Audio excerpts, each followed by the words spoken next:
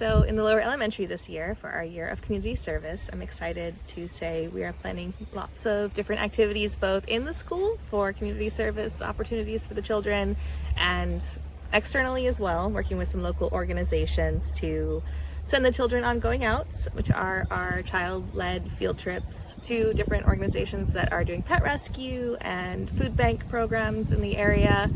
And then internally in the school, helping younger children such as the YCC and NIDO communities as needed, really looking for places that the children can develop that sense of generosity,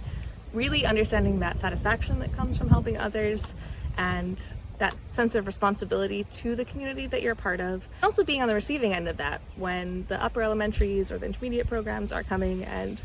sharing their time and sharing their resources is really important for long-term developing that sense of charity, that sense of giving that is so important, I think, especially in a world that children often feel powerless in. They feel like they can't make change, they feel like there's too many problems, especially as they get older and they become more aware of the news and politics. It can feel